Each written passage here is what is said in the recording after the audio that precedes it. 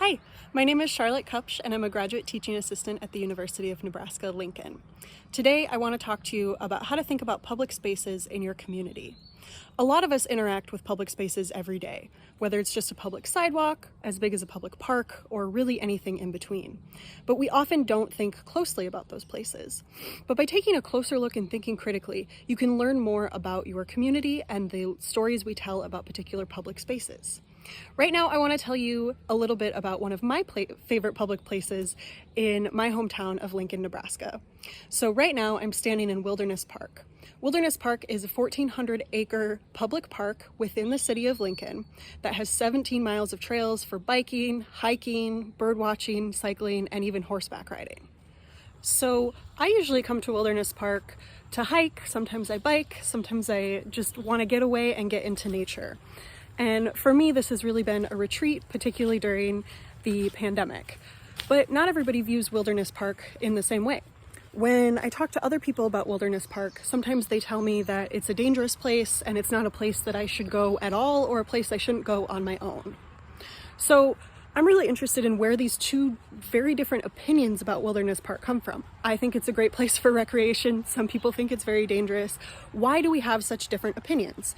So we're going to take a closer look at that. So these two different ways of looking at Wilderness Park represent two different narratives about the park. Now, a narrative is a story we tell about a person, a place, an event, or an idea. So we tell stories, or we have narratives about places, but we also have narratives about lots of things. They're how we understand the world. So for example, you might have a narrative about yourself as a student. You might have a narrative about how you and your best friend met. You might have a narrative about how you and a sibling got in an argument or something like that. We have narratives about places too. So just think about when I say places like Los Angeles or California or New York City or Nebraska. Think about what comes to mind. Those are your narratives about those places. So the stories we tell about places aren't necessarily right or wrong. They might reflect our personal experiences and beliefs, or the beliefs of society as a whole. But they are stories about places, so they only capture one point of view. And if all we hear is one point of view about a place, we're missing out on a richer and more vivid picture of what that place is actually like. So in general, we tend to think about the world through a particular point of view, and that point of view influences everything that we see.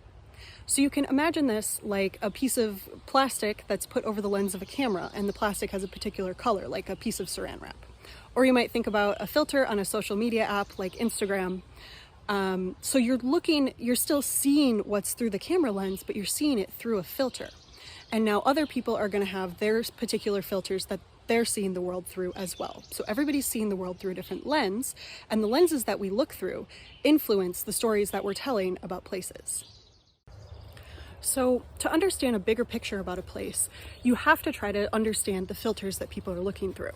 So I've given you two narratives about Wilderness Park. One, mine, that I enjoy it and it's a great place to spend time and recreate. And the other from people I've talked to, that Wilderness Park is a dangerous place. So each of these stories are filtered. So what would happen if we tried to peel back that filter and understand the real story? So let's start by thinking about the filter that I see Wilderness Park through. To understand someone else's filter, you have to ask a lot of questions and keep an open mind. So you might not know the answers to all of these questions right away, but just asking them is an important part of trying to understand and imagine other filters. So first, you might want to ask about the person who's telling the story, or the people who are involved in the story, because that'll help you understand their filter. So for example, you might want to know that I really enjoy doing outdoor activities. I also grew up in a rural area and spent a lot of time in the woods, so I'm used to being outside and I feel comfortable there. And then finally, I'm a white woman in a predominantly white city, so when I use the park, I tend to see people who look like me, and that makes me feel like I belong here. Next, you may want to ask some questions about the history of the place. So how was Wilderness Park created? What was it before a park? Have any significant events happened here? Is it ever in the news? Things like that. Now, you may not know the answers to these questions right away, and that's totally okay. Sometimes just asking those questions helps you imagine the other filters and other stories that might be told about that public place. You might also, if you have time, ask someone else. So you might ask a teacher, a friend, a parent, a neighbor, a community member, a park ranger, someone like that. For example, I learned from my students that Wilderness Park has some urban legends about it being haunted. Finally, I might also ask some questions about the purposes of this place. So different people are using the park for different purposes. As I've said, I use it for hiking, biking, things like that. Some people use it for bird watching. I've heard from other people that local teenagers like to come here because it's a place to get away where their parents can't see them. And I also know that unhoused people sometimes camp in the park. So these are all different purposes that the place is used for. And understanding different purposes for a place changes your filter for how you see that place. So why do other people perceive Wilderness Park as dangerous? I'm not sure, but I think that it has to do with who we see as belonging in a space and what we see as acceptable uses for the space. If I'm expecting to see people who look like me in Wilderness Park using the park for the same purposes as me, I might get suspicious or even scared if I see people who I think don't belong or don't use the park for the same purposes as me in the park. For example, I think that a lot of people see unhoused people camping in the park as a purpose that's not intended for the park. And that's why they might feel suspicious or afraid of the park in those circumstances when it's being used in that way. It's looking at the park through a different filter. So what would happen if we tried to see a place like Wilderness Park through a different filter? Examining the stories that we tell about public places is important because it changes how we view the world. If I had only listened to one narrative about Wilderness Park, that it was dangerous, I might never have learned that it's a great place to hike and bike and do all those other activities. On the other hand, if I'd only ever seen the park as a place for running and biking, I wouldn't have realized that it's a home for some of my unhoused neighbors. Public places are always complicated, even if at first they seem very ordinary. So now you try it out. You're going to start by picking a public space. Now, I think we tend to think of public spaces as places like big parks or forests where you can hike or camp, but it doesn't have to be that. If you want to pick a public park, you certainly can. You can pick any outdoor space where people gather. You might pick a sidewalk that you've walked on, a route you take to school or work. You could even pick a patio at a coffee shop or restaurant. You can pick an outdoor space at your school, even if it's an area where you just have gym class or the spot where you wait for the bus after school.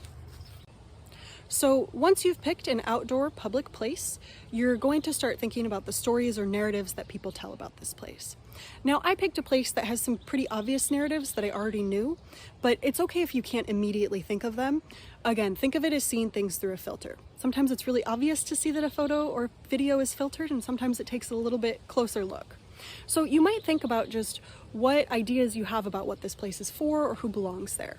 So for example, one narrative about a place might just be, this is a public sidewalk that's meant to help pedestrians get from one place to another. Or it might just be, this is a park for children to play in. So once you've chosen a public outdoor space, no matter how exciting or mundane, and identified a story or a filter, again, no matter how big or small for this place, ask yourself, are there other filters that people might see this place through? Ask yourself about the people, the history, and the purposes of this place.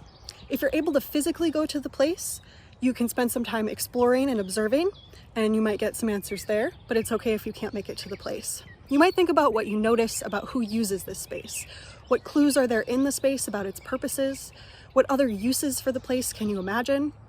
Along with this video, you'll find a handout with some more specific questions to guide you through thinking about that public place.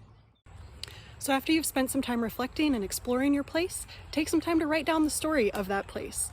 So begin by describing it in as much detail as you can, as if you were explaining it to somebody who had never seen it before. So think about description, imagery, things like that. Then share the story of that place. So you want to think about the people, the purposes, and the history of that place. Finally, explain to your reader what other stories you might be able to tell about that place. Thank you so much for listening to the stories that I have to tell about Wilderness Park. Now it's time to go out and find your own.